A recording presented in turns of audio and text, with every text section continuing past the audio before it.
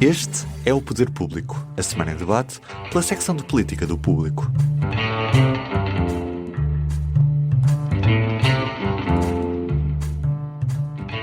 Filipe Santa Bárbara. Suzete Francisco. São José Almeida. Eu sou David Santiago, bem-vindos ao podcast desta semana, excepcionalmente à sexta-feira, para podermos nós debater o ontem debatido Estado da Nação. Aproveito para dizer que este será também o último episódio desta sessão do Poder Público, desta sessão, digamos, legislativa, porque, tal como ao Parlamento, iremos também parar para só regressar em setembro. Bom, e não querendo estar aqui a fanfarronar sobre as férias, até porque as minhas ainda estão lá bem distantes, e antes de passar a palavra a quem de frouxo nada tem, queria só planar um pouco sobre o debate desta quinta-feira e notar que aquilo que me pareceu foi que, talvez mais do que se tratar do Estado da Nação nas várias áreas sociais, económicas, aquilo que esteve em causa foi uma espécie de estádio da nação no sentido daquilo que foi a evolução que as legislativas de 18 de maio promoveram no sistema partidário e cujas réplicas, digamos, estão ainda a refletir-se no próprio posicionamento dos partidos. Nesse sentido, Filipe, começava por ti e perguntava-te como é que te pareceu Luís Montenegro nesta nova etapa do regime, porque se há um ano, no Estado da Nação, claramente o Primeiro-Ministro estava a preparar caminho para umas eleições antecipadas, ele agora tenta vestir o fato de moderador do sistema. Tu antecipas que o Primeiro-Ministro vai continuar a seguir esta lógica de equilibrismo entre o PS e o Chega, ainda que esteja a pender mais para André Ventura, ou ele acabará mesmo por ter de escolher um parceiro preferencial para assegurar alguma estabilidade na governação? Ele diz que não pende para André Ventura, mas agora vamos ver se os factos comprovam a realidade. E só notar aqui a referência que tu fizeste ao estádio, não nesse sentido, mas de facto a Assembleia da República cada vez parece mais um estádio. Pois, também. Já lá vamos, não é? Mas então, sobre o Primeiro-Ministro, ele vai continuar a fazer aquilo que tem estado a fazer até agora, que é olha para onde dá jeito e vai atrás daquilo que dá jeito. Até agora tem sido o Chega, seja por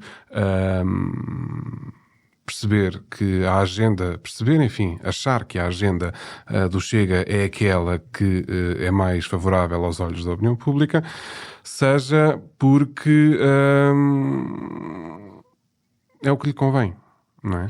Tivemos agora a urgência de debater as questões da imigração. O PS nunca na vida conseguiria aceitar que algumas das coisas que são agora defendidas possam ir para a frente. É para aí que se vira. O que é que acontece?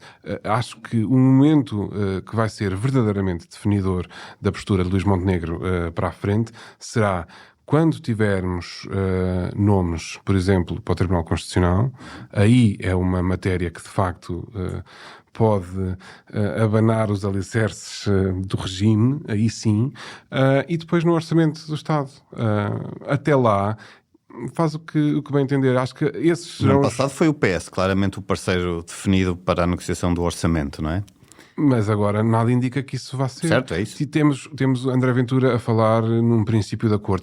Temos o Primeiro-Ministro a deixar que André Ventura possa falar à porta da residência oficial, a falar em princípios de acordo, a anunciar ele as várias coisas, a fazer sistemáticas conferências de imprensa para reclamar vitória. Isso também tem uma leitura política, o Primeiro-Ministro deixar que essas coisas aconteçam. Temos aqui José Luís Carneiro a pedir, de alguma forma, tem contributos, recebam, etc. Mas nada disso acontece e, portanto, o Governo pode dizer que não há acordo, que não há... chamem o que quiserem, não é? Mas há um acordo, há um pacto, há uma preferência em falar com André Ventura, em falar com o Chega. E isso também tem sido notado, apesar de dizerem que não. Esta sistemática necessidade do PSD se vir justificar em público, basta recordar nas jornadas parlamentares do PSD, Hugo Soares veio logo a rejeitar: eu não sou o coveiro do não é não, porque nós sempre dissemos que não íamos fazer acordos de coligação para o Governo. Agora, de facto, isto abre aqui o leque e que, de facto, um parceiro preferencial até agora tem sido o Chega, independentemente do PS ter votado ou não, favoravelmente diplomas, nomeadamente, por exemplo, do IRS, mas quer dizer, é com o Chega... Viabilizou, acho eu, pela abstenção, não foi? Sim, mas é com o Chega que as coisas estão a ser feitas. E há um exemplo muito claro sobre isso, que foi na discussão na especialidade dos diplomas do diploma da lei de estrangeiros, quando o PSD vota uma norma desfavorável, o Chega pede para interromper os trabalhos e de repente saem para negociar à porta fechada, nos bastidores. Quando tudo isto acaba, quando esta negociação de bastidores acaba, o PSD volta atrás na sua votação, no sentido oposto àquilo que tinha sido a votação inicial, e o Chega a seguir também faz os votos que tem a fazer consoante essa negociação a ocorrer. É assim, isto acontece aos olhos das pessoas. Não foi com o PS que saíram, não é? E, portanto, houve aqui, no caso da lei de estrangeiros, houve de facto, e da UNEF, do chamado MINICEF, houve de facto um acordo.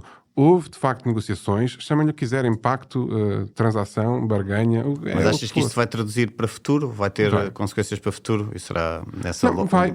Quando não der com o Chega, vai se tentar com o PS. Aí depois a bola está, de facto... Vai ser caso a caso. Está no José Luís Carneiro. Se vai ceder. Porque, por exemplo, quando for o Orçamento de Estado, José Luís Carneiro, à partida, terá de ser mais responsável do que aquilo que André Ventura possa vir a ser. Agora, se José Luís Carneiro quer ir depois vir salvar o governo no Orçamento de Estado, apesar de em tudo o resto... disse que eu faria. Apesar de em tudo o resto ter andado a levar, e passo a expressão, ter andado a levar para o rabo levar negas, sim. Do governo. E, portanto, considero que os momentos definidores serão os acertos para nomes, nomeadamente para o Tribunal Constitucional, enfim, também para a Provedoria de Justiça, mas creio que aí não é tão pesado. E a discussão do orçamento, que, de resto, o PS também tem uma situação muito frágil, porque vai estar a fazer campanha autárquica pelo país inteiro, com o governo a dizer o que é que vai oferecer no orçamento de Estado aos portugueses. E, portanto, aí mais... porrada, passa a Sim, mais difícil vai ser a vida de Carneiro. Mas enquanto define ou não um parceiro preferencial, o governo, José, tu que eu te pergunto é se concordas com a leitura da esquerda, com o PS à cabeça, de que o primeiro-ministro, e foi também um pouco aquilo que nos teve agora a contar o Filipe, de que o primeiro-ministro está de tal forma a planar, inclinado para a direita, que já se pode dizer que aterrou no colo de Ventura. Achas que isto retrata bem a realidade dos últimos 2 meses? Bem, saltando um bocadinho por cima dessa imagem, o Filipe já disse quase tudo. O Luís Montenegro tinha dito que ia andar aqui a planar à esquerda ou à direita, até agora só vimos à direita, de facto. É muito claro que há até agora, nos diplomas que foram negociados até agora, que há um parceiro, tem sido um parceiro preferencial, apesar do PSD garantir que não. O ministro António Leitão Amaro dizia há pouco, na conferência de imprensa do Conselho de Ministros, que negava essa preferência e dizia que os factos não sustentam essa narrativa. Eu diria mais que é a narrativa que não sustenta os factos. Porque tem sido clara essa tendência para o Chega e não é um pormenor despiciando num tema como a imigração, que é um tema, que é o tema do Chega, sendo que de facto o PSD tem uma posição atualmente mais próxima do Chega do que tem do PS. Eu acho que o momento muito claro para percebermos o que é que será o futuro, o Filipe já o disse, é o Orçamento do Estado. Vamos ver para onde é que se vira Luís Montenegro. Mas Montenegro tem aqui uma espécie de carta branca, ou não? Porque o José Luís Carneiro praticamente disse que viabiliza o orçamento. É verdade. José Luís Carneiro está numa posição... Aconteça o que acontecer, ele colocou-se numa posição de fragilidade, não é? Está numa posição bastante difícil, ainda por cima há a questão das autárquicas, que é uma questão bastante substantiva aqui neste cenário. Mas vamos ver, até porque o Chega também fará seguramente o seu jogo aqui nas negociações do orçamento e André Ventura parece muito satisfeito por estes dias com a sua condição de parceiro do governo e a acentuá-la. Ontem fê-lo no debate, mesmo depois de Luís Montenegro ter dito que não sabia bem o que era esse acordo, não sabia o que era o acordo de que Ventura tinha falado. Ele voltou a insistir que havia de facto um acordo, portanto ele por agora parece bastante confortável nessa posição de parceiro do governo. Vamos ver até quando, porque acho que o André Ventura e o Chega, quer dizer, podem ser parceiros preferenciais do governo até ao momento em que isso deixar de lhe interessar. E facilmente vejo-o a tirar o tapete. Só para perceber se estou a interpretar bem, estás no fundo a dizer que a André Ventura interessa-lhe neste momento mostrar essa proximidade, se calhar para parecer mais responsável, mais estadista, se quisermos. Sim, ele parece bastante satisfeito nessa condição por agora e parece insistir bastante nela. E para ter ganhos de causa, no caso. Sim, até pelos exatamente, temas que imigração estamos a falar, não é? Okay. Apelando agora aqui a uma espécie de balanço, de síntese, São José, o que lhe pergunto é se afinal o país está mesmo melhor do que há um ano, como tem argumentado a AD, ou se está no essencial tudo na mesma, e se em particular se olharmos para duas áreas específicas e muito relevantes e que enfrentam crises, uma que é a saúde, que é uma crise crónica, e a da habitação, que já caminha para ser crónica também. Já é crónica também. Não vejo que o país esteja melhor, quer dizer, pelo menos não é perceptível. É evidente que a nível da economia o país está relativamente bem, a nível das finanças públicas tudo indica que os objetivos vão ser atingidos, mas precisamente nas questões que tu acabas de referir, a da saúde, eu noto que o Primeiro-Ministro tem feito muita questão de elogiar o que funciona bem no Serviço Nacional de Saúde, e ainda bem que funciona bem. Nós temos um bom Serviço Nacional de Saúde, mas tem áreas de crise complexa e que começa a perceber-se que nas urgências não é só a questão da obstetrícia, das grávidas, é também, por exemplo, o que se está a passar em ortopedia em Santa Maria, e que não é de agora, não é esta semana que aconteceu, já há uns meses que aconteceu, e eu até tenho testemunho pessoal disso, que não havia ortopedistas na urgência, mas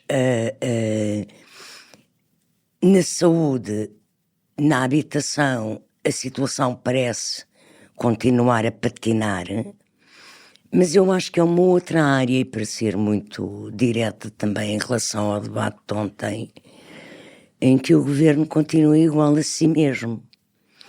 Porque quando eu estava à espera que o Primeiro-Ministro, que sabe que não pode ter eleições, que sabe que as oposições não podem ir agora a eleições, que legalmente nem pode ter eleições antes do novo Presidente tomar posse, ele, em vez de aparecer a anunciar, ele tomou posse há um mês já. Quase. Dois. Um e qualquer coisa, assim, já quase dois. Teve como prioridade a imigração. Mas, em vez de apresentar propostas estruturantes, que gostam de chamar reformas, mas alterações estruturantes no funcionamento do Estado ou dos serviços públicos, ele voltou a fazer promessas, voltou a fazer anúncios, não é promessas, agora é anúncios eleitoralistas. Quer dizer, um bónus nas pensões temporário, não é um aumento permanente. Costa deu 2 vezes esses bónus, mas fez aumentos permanentes, efetivos, também. Anunciou que ia aprovar no Conselho de Ministros de hoje o IRC, que já sabia que ele ia avançar com essa medida, até porque o Chega irá aprová-la, nem é preciso negociar. Sim, vota sempre a favor da descida de impostos, venha de partido venha. Não, sim. E há um ano até foi o Chega que apresentou os 2% no debate do Orçamento de Estado, não sei se se lembram. Quem foi buscar a proposta e apresentou o projeto para baixar 2% em vez de só 1%, como o PSD tinha negociado, o Primeiro-Ministro tinha negociado ou tinha tentado negociar com o PS. Sim, mas o Governo desde o início queria baixar 2 pontos ao ano, mas depois entrou numa negociação com o PS. Sim, é isso. E o Ventura é ele que apresenta os 2% na altura, portanto agora é evidente. Mas também era a intenção do Governo anterior. Sim, ele depois negociou com o PS. Pronto, está bem, mas já o ano passado o Ventura estava nessa dos 2%, portanto agora vai viabilizar. E, portanto, eu penso que isso o Governo não mudou, talvez porque vamos ter autárquicas em outubro, não sei se no Pontal ou se no primeiro debate do Governo ou depois do verão. Há anúncios de facto de mudanças de fundo propostas pelo Governo, mas até agora continuamos no modo de anúncios eleitoralistas. A distribuir receita. Para os poucos que acompanham os debates no Parlamento, o de ontem, desta quinta-feira, não fugiu à regra e teve uma longa e tensa troca de argumentos sobre, pode-se dizer, a latitude retórica do Chega.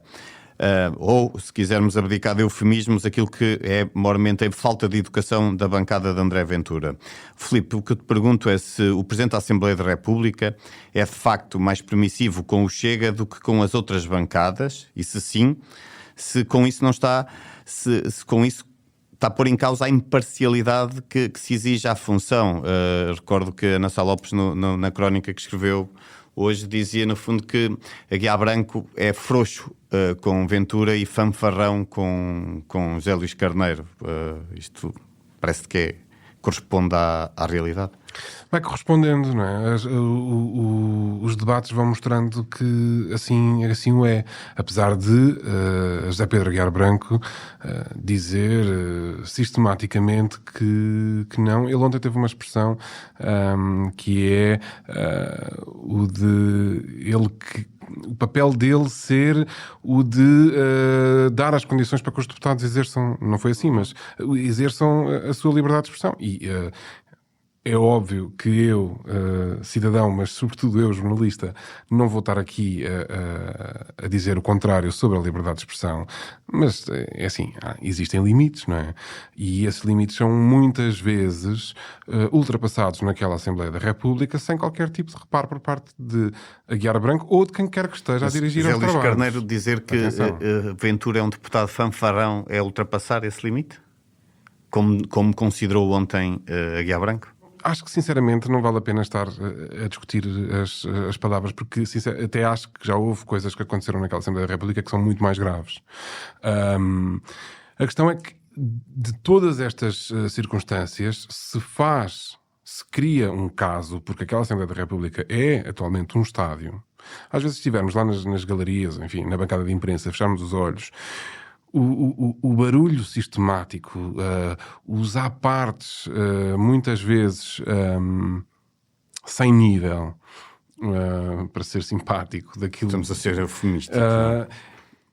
Se fecharmos os olhos e ouvirmos aquele barulho, não estamos numa Assembleia da República ou naquilo que habitualmente consideramos que deveria ser também a postura dos deputados na Assembleia da República. Acho que há uma coisa que é bastante paradigmática no papel de José Pedro Guiar Branco, que também ficou patente no debate do Estado da Nação, foi alertar às tantas que o regimento obriga os deputados a tratarem-se, de facto, pelo título. Mas deixa-me só acrescentar uma coisa, Filipe. É curioso, José Pedro Guiar Branco parece...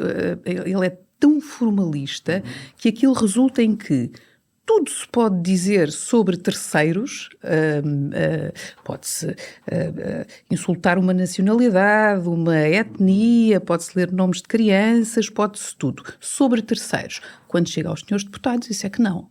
Tem que ser tratados... Na terceira pessoa pode, na segunda não. Tem que ser tratados pelos títulos académicos, tem que ser... não se pode chamar fanfarrão, isso é que já não. Tudo o resto pode ser dito, é a liberdade de expressão.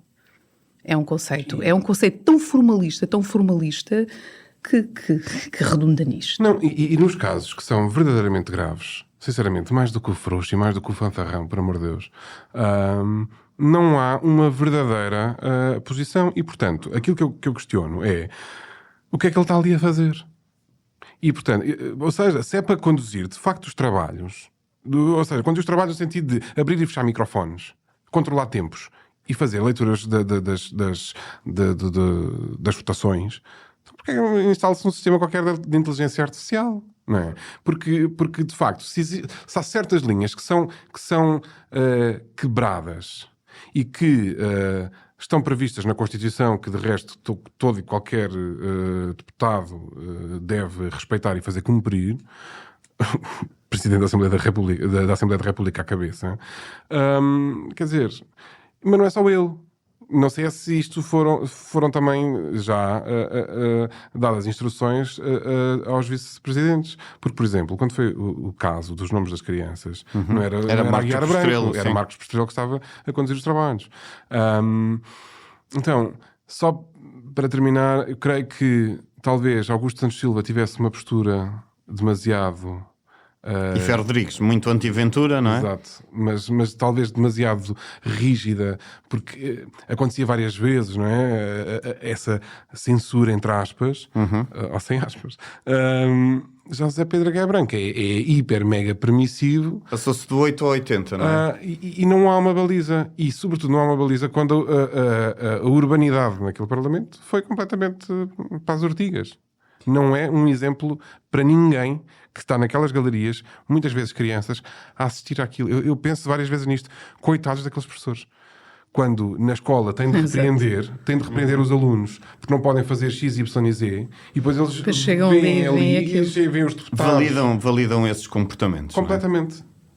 Já te ias dizer?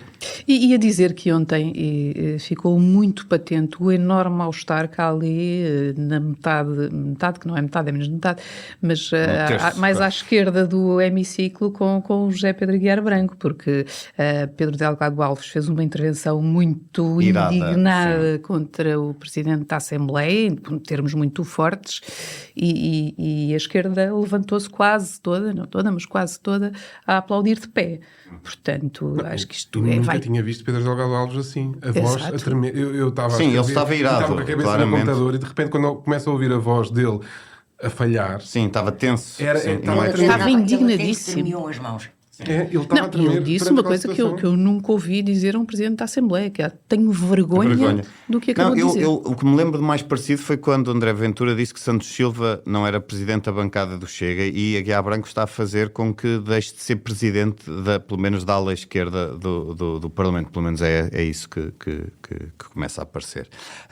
Mudando de assunto, ou se calhar nem tanto, o arranque desta semana ficou também marcado por uma notícia avançada pelo Público, que deu conta da carta remetida pelo líder do PS ao Primeiro-Ministro por pôr um entendimento de regime para aquilo que são os avultados investimentos na defesa que se perspectivam, a breve trecho.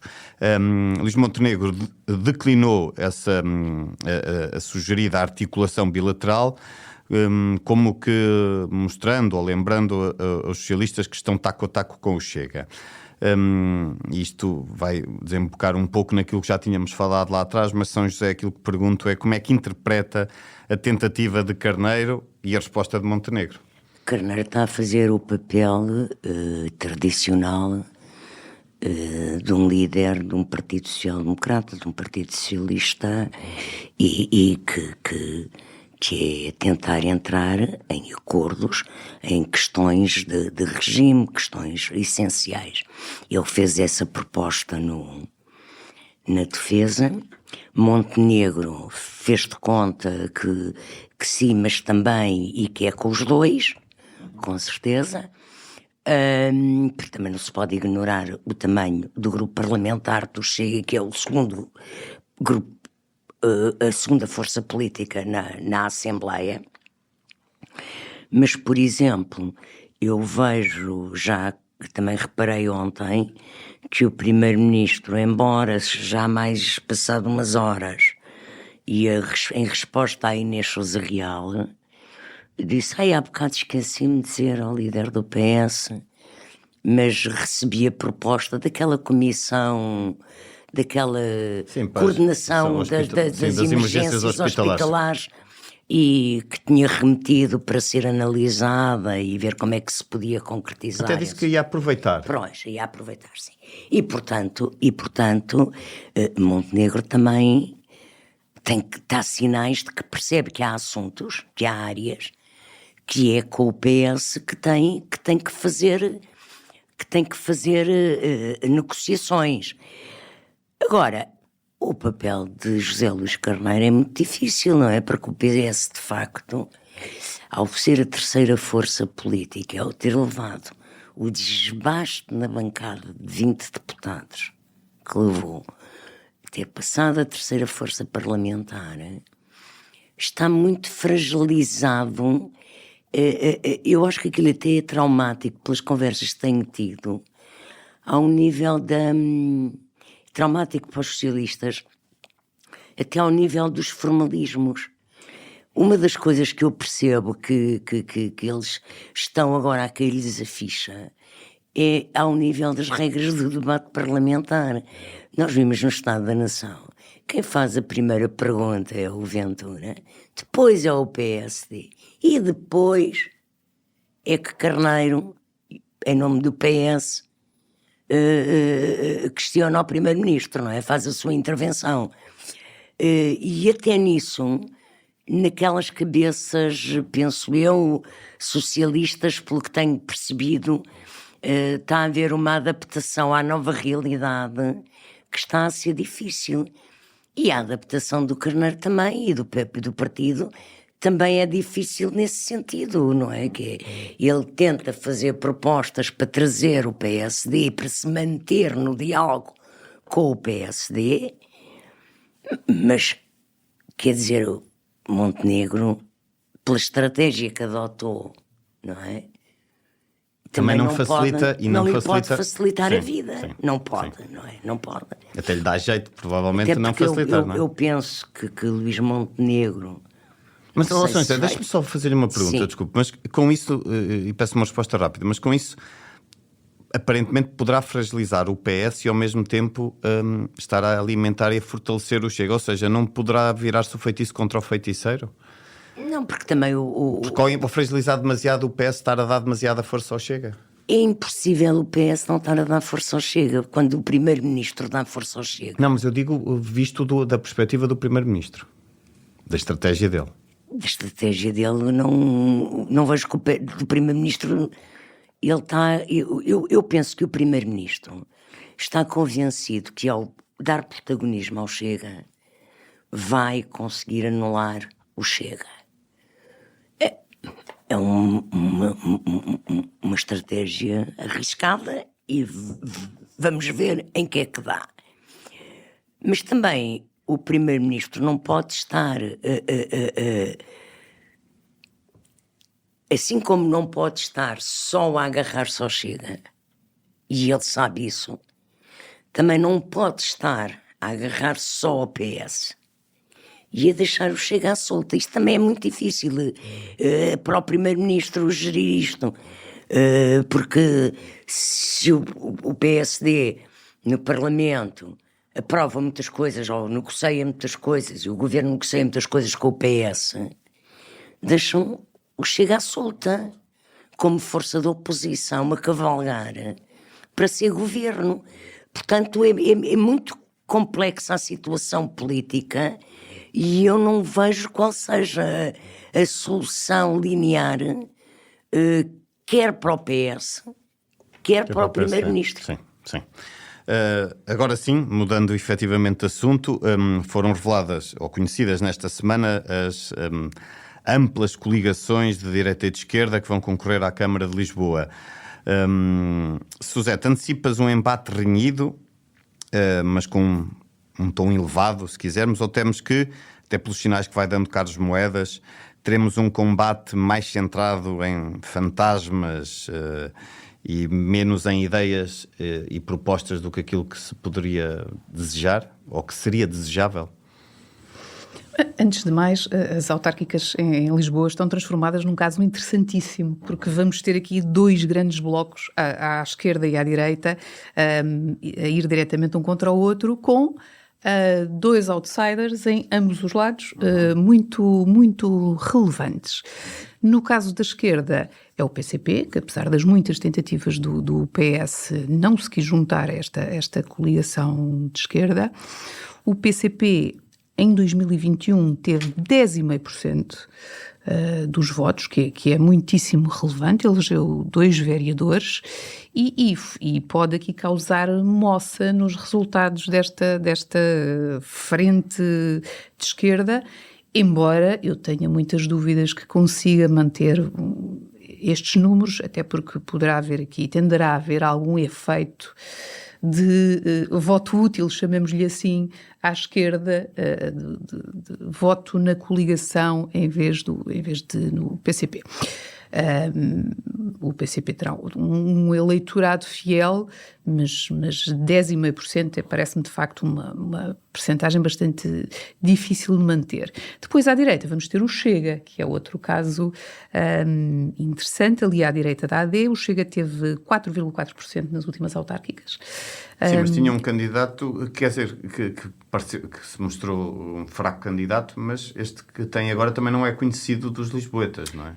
É verdade, mas separando as autárquicas das legislativas, são eleições com uma lógica totalmente diferente, e acho que as pessoas votam com uma lógica totalmente diferente, portanto não é possível fazer uma transposição direta, mas acho que não será preciso uma bola de cristal para antever que o Chega vai subir. Nas eleições legislativas teve 14,5%, portanto acho que terá sempre alguma subida face a estes pouco mais 4% que teve nas últimas eleições. A questão será depois onde é que vai buscar, de onde é que virão esses votos, não é? Do que vimos, volto a dizer, não podemos fazer transposição direta, mas há pouco tempo, até foste tu, David, que escreveste, em relação às legislativas, que o Chega foi buscar votos, sobretudo à abstenção, novos votos à abstenção, 10% à AD, pouquinho à esquerda e alguma coisa ao PS. Isto a manter-se esta ordem de grandeza pode fazer moça ali à direita. Embora, volto a sublinhar, as coisas não sejam diretamente transponíveis. Agora é uma provocação, mas até porque em alguns aspectos há ali uma proximidade discursiva muito grande entre o Chega e Carlos Moedas, não é? Há alguma proximidade discursiva. Eu acho que isto não é provocação nenhuma, na verdade, é só uma constatação de facto. Moedas tem uma provocação para o Carlos Moedas, que se diz o lutador, o antipopulista, desculpa a interrupção. Não, Moedas tem insistido muito na questão da segurança, mas isso é outra questão interessante. Até agora ele tem estado a falar sozinho porque o Chega não tem voz em Lisboa. Mas agora vem a campanha eleitoral e vai ser diferente. Vamos ver se Carlos Moedas acentua esse discurso ou não. Mas sobre a tua pergunta propriamente dita, bem, eu espero bem que não, e que não passemos uma campanha em acusações políticas vazias que não acrescentam absolutamente nada ao debate público, a agitar fantasmas e espantalhos que não existem. Mas Carlos Moedas começou a fazer isso logo que foi conhecida Alexandra Leitão como candidata e agora que se conheceu à coligação, não é? Acusação de radicalismo, enfim. Acho que Lisboa é uma cidade, nesta altura, com muitos problemas, que precisa de facto de discutir o que é que se quer para esta cidade.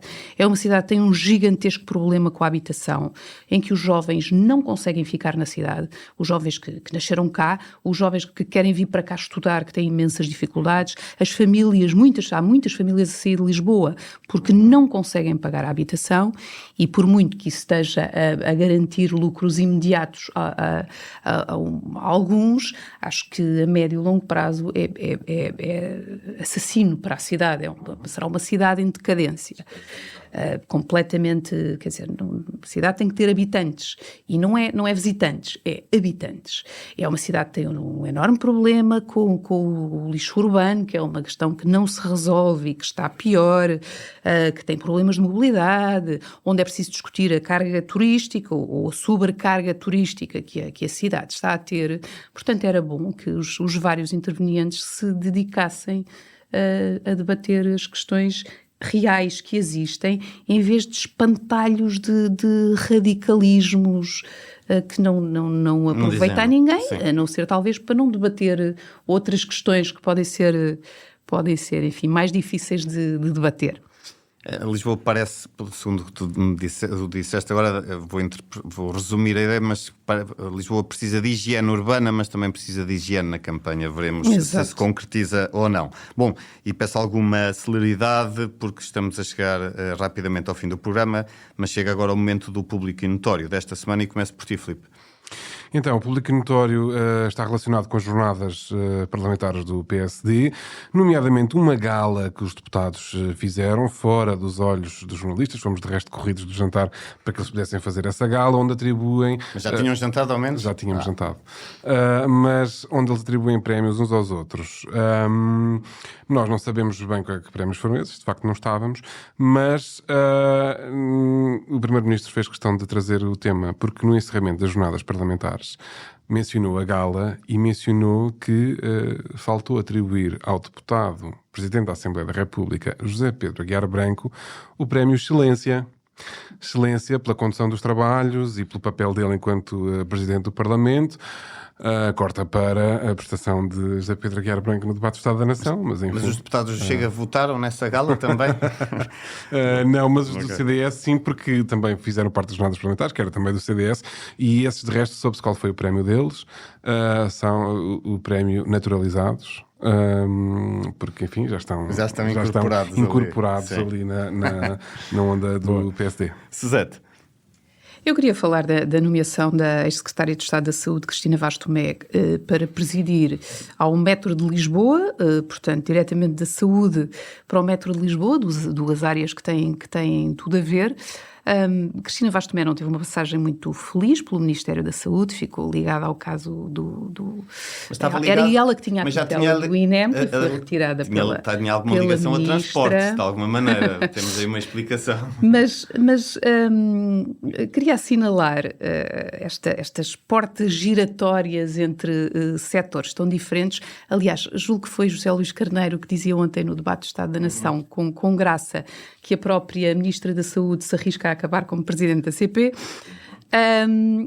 E além disso, eu tenho uma sugestão para a nova... Ou da TAP, por causa dos helicópteros, está mais perto. Tenho uma sugestão para a nova administração do metro, que é, já agora, a Cristina Vaz Tomé podia tratar da gestão da saúde dos utentes do metro de Lisboa e fazer uma coisa que parece... Estávamos a falar de Lisboa há bocado, voltemos a fazer uma coisa que parece mais difícil do que chegar a Marte, que é pôr as escadas do metropolitano de Lisboa a funcionar. Isso é que era. Eu acho que só uma vez na vida é que vi, por exemplo, as do Chiado, que têm 5 longos, 5 ou 6. Também ajuda as pessoas à mobilidade. Exato, faz bem à saúde. Sim. Só uma vez é que vi as escadas todas integralmente a funcionar, que foi há 2 ou 3 anos, quando António Costa foi visitar o metro de Lisboa. Portanto, se calhar há falta de melhor alternativa, podem tentar convidar o Primeiro-Ministro todos os dias e assim já se consegue. Mas era um excelente, parece-me um bom caderno de encargos. Só uma nota, só para perceber que a Cristina Vaz Tomé passou da RTP para a saúde e para agora o metropolitano. Portanto, tem um historial de... chamada polivalência. Empresas nada... Ou seja, setores que não têm nada a ver uns com os outros. Polivalência. São José.